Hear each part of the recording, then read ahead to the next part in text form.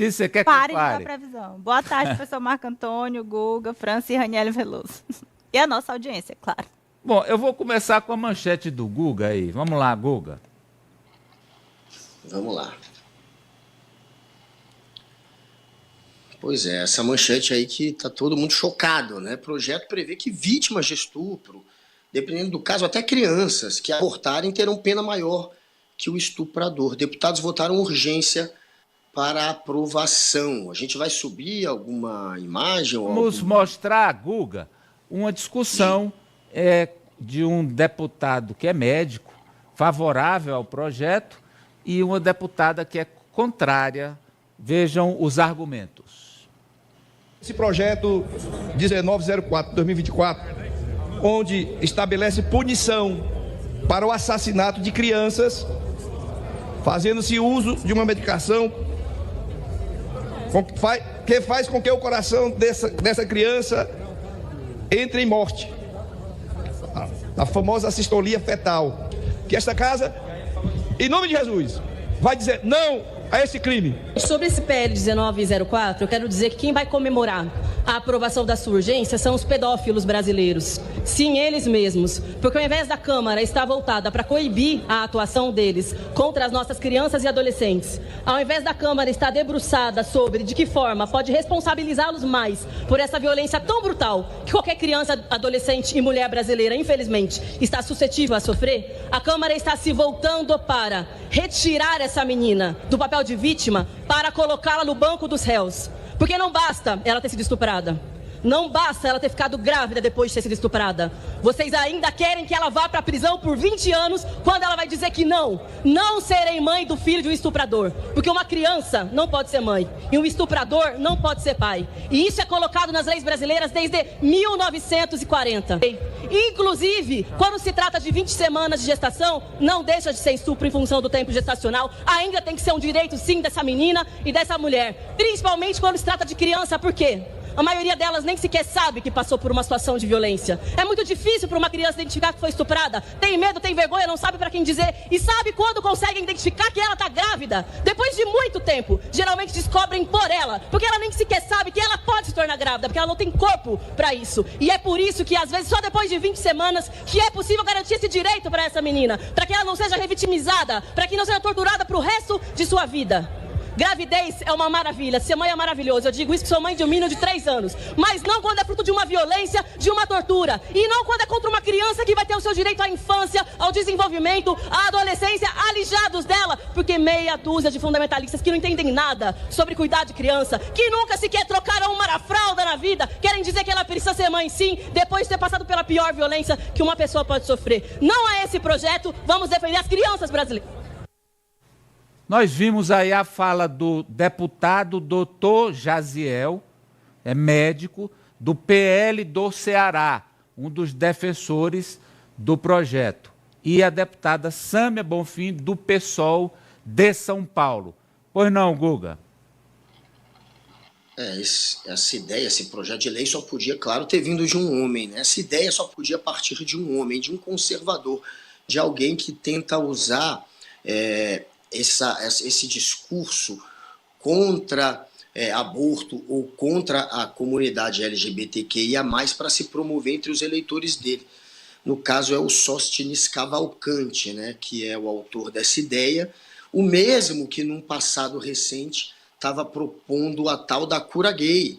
A galera talvez não relembre, mas é o mesmo. Ele tinha uma assessora que se dizia psicóloga e que despachava lá no gabinete dele, que veio com aquela ideia da cura gay, que também sempre foi refutado pela ciência. Então esse daí que está na foto, Sóstenes Cavalcante, óbvio que a ideia só poderia partir de uma pessoa com esse perfil.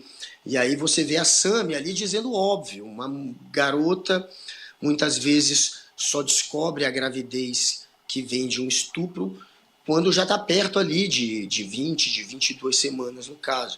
E também tem toda uma burocracia do Estado que demora um tempo até permitir que você possa passar por um aborto legal. Muitas vezes isso estoura esse tempo, esse prazo de 22 semanas que querem colocar nessa proposta daí da extrema-direita. O que eles vão fazer no final, obviamente, é só inflar ainda mais as prisões do Brasil. A gente sabe que 1 em cada 5 mulheres até os 40 anos fará um aborto no Brasil. Eles querem dizer, então, que 1 em cada 5 mulheres é criminosa? Eles querem encarcerar 1 em cada 5 mulheres aqui no país?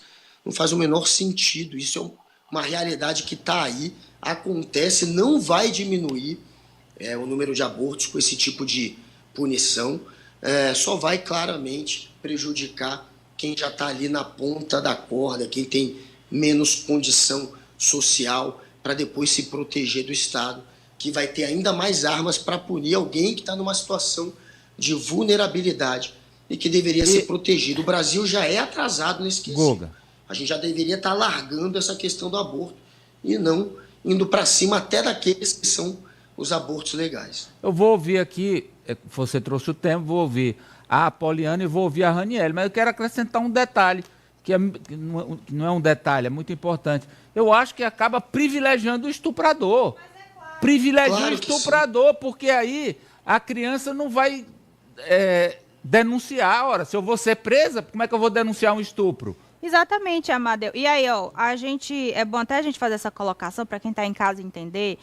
Pena máxima para estupro no Brasil é 12 anos, considerando se a vítima for menor de idade. Se a vítima de estupro for menor de idade, a pena máxima para o estuprador pode chegar a 12 anos.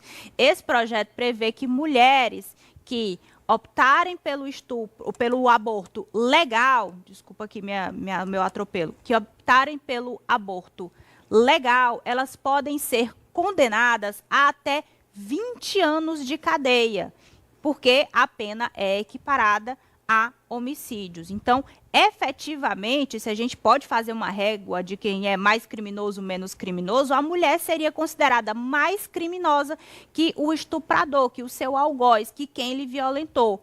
E essa turma que está defendendo isso, está ali, com a bibliazinha debaixo do braço, falando em nome de Deus, e não tem o mínimo de... como é que eu posso dizer? Sensibilidade, empatia, diante de situações que a gente está vendo. Obrigada, Amadeu. Agora, o exercício básico, que a gente, obviamente, para quem é pai, para quem é mãe, não quer imaginar.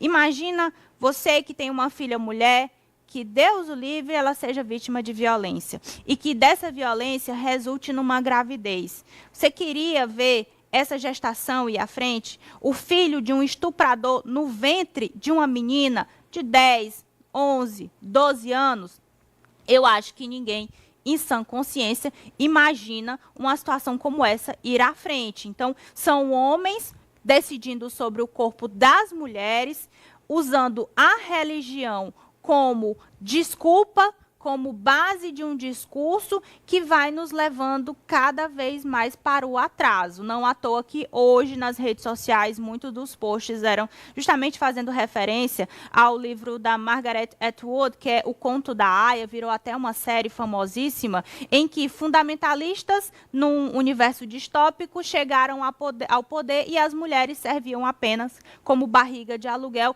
o estupro consentido, o estupro legalizado dentro de uma sociedade. Como já foi no passado. Como já foi no passado. As mulheres tinham o corpo para ser usado pelos homens. Meras reprodutoras. Pois não, Raniele?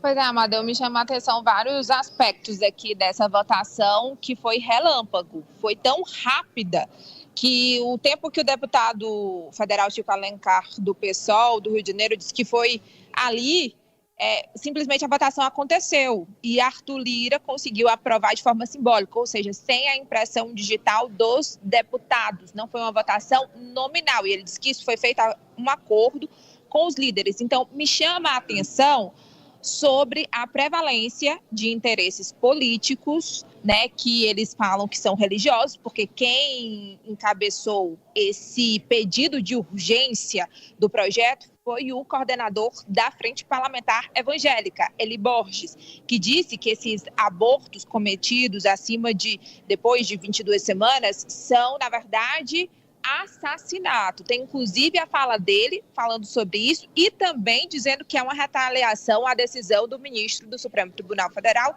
Alexandre de Moraes, que suspendeu normas do Conselho Federal de Medicina que dificultava esse tipo de procedimento. Vamos ver o que ele disse.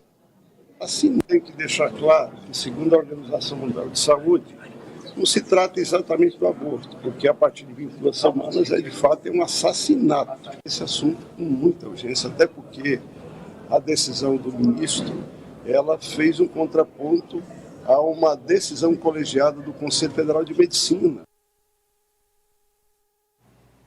Pois é, Amadeu, para ver como as questões políticas estão acima do direito reprodutivo das mulheres, da autonomia das mulheres e também questão de saúde pública, né? Porque é um problema de saúde pública e também de violência sexual. Vamos lá, professor Vila. 23 segundos, né? Ele aprovou, 23 segundos.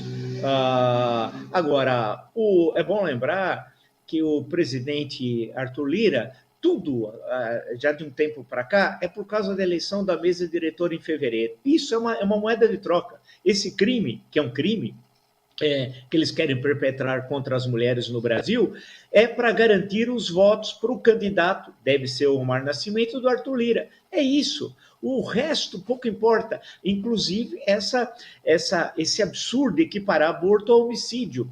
E o Guga destacou muito bem